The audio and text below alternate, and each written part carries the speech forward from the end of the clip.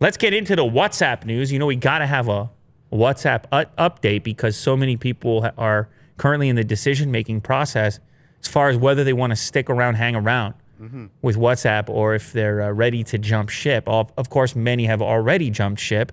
We've talked a lot about people going to Signal and people going to Telegram. And actually, I think I'm going to talk about that in this show a little bit later in the next story. But in the meantime, WhatsApp, they don't want to take their foot off the pedal. They're trying to keep people around, and they're actually launching a new feature, which I don't know, may aid in that purpose right there. So have you ever been a part of a WhatsApp group? Never mind a WhatsApp group, like a group chat situation. Okay, so right now there's a group chat that Vin has me in, which is they're constantly going back and forth, these guys. Yeah. Right? Now, once you're in a group chat environment, it might be that most or a few people are making most of the noise. This is a common experience that people might have in a group chat. Is it Vin? Yeah, Vin makes the most noise. Yeah, Vin makes the most noise in that one. Yeah. Now, this new feature, okay, it's called Read Later. And what this does, if you feel like you're getting notified too much from a particular group, you stick it into Read Later, which previously used to be an archive thing and worked a little differently. And what happens when you put into Read Later, you're still in the group.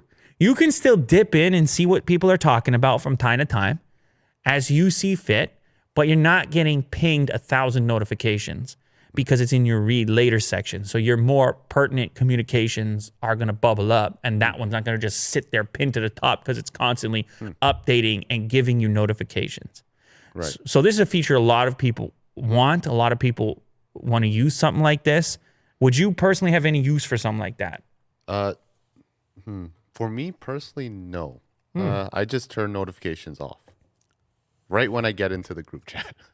Oh, wow. Because I just know, But this is different than that because that group chat would still be at the top of your list all the time. Yeah, which is fine. I can manage that.